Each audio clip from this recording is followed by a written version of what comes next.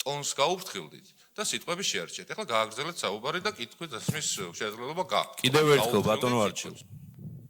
ტონს თავად გაუფრთხილდით, საუბრობ განმარტებით ბარათში მითითებული ტერმინებით და სიტყვებით.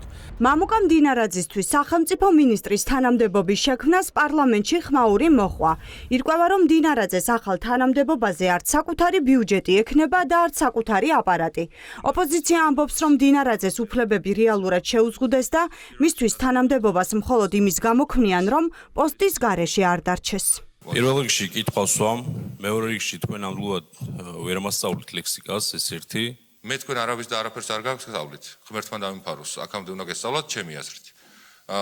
აქ უკვე შეუძლებელია რომ რამე ვისწავლოთ. თქვენს მიერ შემოღებულ სახელმწიფო მინისტრს პირდაპირ კოორდინატორის კოორდინაციის ფუნქცია ეძლევა. შესაბამისად, ლექსიკას პირველ რიგში თქვენ გაურთხილდით და ჩემს ტონზე თქვენ ვინერვიულები. დაპირისპირების ახალი ტალღა მას შემდეგ დაიწყო, რაც ოპოზიციამ დამატებით კითხვები დასვა.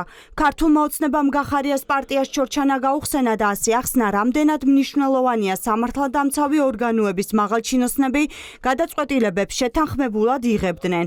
დღეს მთავრობის საპარლამენტო მდივანმა დაადასტურა, რომ მდინარაძე ირაკლი კობახიძის ადმინისტრაციული რესურსებით ისარგებლებს. მათ შორის ეს თქვენი ბელადი, როდესაც შინაგან საქმეთა მინისტრის პოზიციას იკავებდა, მას უნდა გახსენებოდა პირველ რიგში კოორდინაცია სიტყვა და პირველ რიგში მას უნდა უზრუნველყო, რომ კოორდინებულად ემოქმედა, როდესაც ჩორჩანასთან დაკავშირებით გადაწყვეტილებებს იღებდა და მისი გადაწყვეტილებით და მისი ნამოქმედებით ჩვენ საბოლოო ჯამში მივიღეთ, რომ 1 მილიონი კვადრატული მეტრი დავკარგეთ. აპარატი არ ეყოლება, ეს ნათქვამიც არის არასწორი, აპარატი რასაკვირველია ეყოლება, უბრალოდ ეს არ იქნება სახელმწიფო მინისტრის აპარატი, ის არის მთავრობის ადმინისტრაცია, რომელიც ისეთივე აპარატია პრემიერ-მინისტრისათვის, მთელი თავისი პირველი ხელმძღვანელით, ანუ მთავრობის ადმინისტრაციის უფროსით და დამთავრებული შტატგარეშე თუ ხელშეკრულებით დასაქმებული სპეციალისტით. იურიდიულ საკითხთა კომიტეტმა მდინარაძისთვის ახალი სამსახურის შექმნას მხარი უკვე დაუჭირა. თუმცა არავინ იცის რა მოხდება ხვალ კენჭისყრის დროს სხდომათა დარბაზში. რადგანაც დიტო ხუნდაძის ხალხის ძალამ უკვე დაანონსა, რომ ჯერ გადაწყვეტილი არ აქვთ, დაუჭერენ თუ არა მხარს ახალი თანამდებობის შექმნას. მართალია ხალხის ძალის 8 ხმა გადაწყვეტილების მიღებაზე გავლენას ვერ მოახდენს, თუმცა საინტერესოა საბოლოოდ გაემიჯნება ხუნდაძე კობახიძე მდინარაძის გუნდს თუ მათი მხრიდან ეს მხოლოდ цариელი ხმაურია.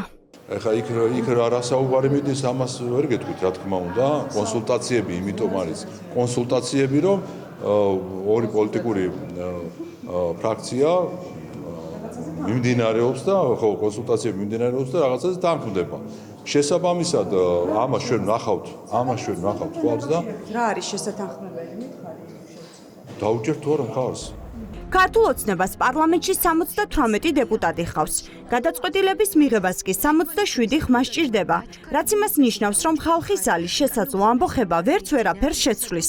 მაგრამ საკმარისია სულ რამდენიმე დეპუტატს უბრალოდ ღილაკები აერიოს, ან ვინმე მსხდომაზე მისვლა ვერ შეძლოს და ახალი სამსახურიც ვერ შეიქმნება. არის რაღაცა საკითხები, რაზე ვჯერდებით, არის რაღაცა საკითხები, სადაც აზრები იყოფა და ეს რა თქმა უნდა, თავიანთი უფლება არის, თუ ისინი არაპირებენ მხარის დაჭერას ამ ინიციატივისთვის. ხალხის ძალა აცხადებს, რომ შეიძლება ახალი სამინისტროს შექმნას მხარი არ დაუჭიროს.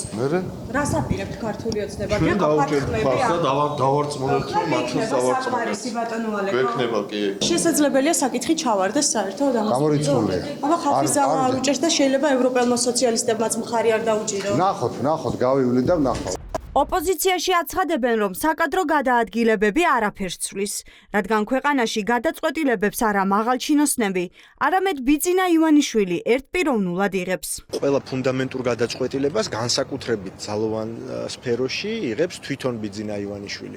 ასე რომ ქართული ოცნების მინისტრები იქნებიან თუ სხვა თანამდებობის პირები, მათ არ აქვთ ხალხის მანდატი, მათ აქვთ მხოლოდ ბიძინა ივანიშვილის მანდატი, რომელიც სრულდება ან რაღაცა მოგონილი უწყების შექმნით, ან უარეს შემთხვევაში ციხით. როგორც დღეს მოვისმინეთ, მე მგონი თანაშემწესაც კი არ უნიშნავენ იმისთვის, რომ ვინმე ამბავი მიუტანოს. ამიტომ ეს არის ჩვეულებრივი ივანიშვილის რაღაცა ტრიუკი, რომელიც ტრიუკშიც მეტი ინტერესი არ უნდა ჩადოს ადამიანმა, მთავარი ინტერესი უნდა იყოს რეჟიმის დამარცხება. რთულია რაღაც პროგნოზება, ალბათ რო გავა და იმის დამიხედეთ თუ რა როლს ითამაშებს მომკვიდრეაძე ზოგადად ქართული ოცნების პოლიტიკურ აქტივობაში, გამოჩნდება დაწინაურება იყო ეს თუ დაქვეითება. ბოლო 1 წელიწადში ბიძინა ივანიშვილმა სახელმწიფო უსაფრთხოების სამსახურის უფროსი უკვე მესამედ შეცვალა. სუსის მომავალ უფროსს გელა გელაძეს პარლამენტში ხვალ ელოდებიან.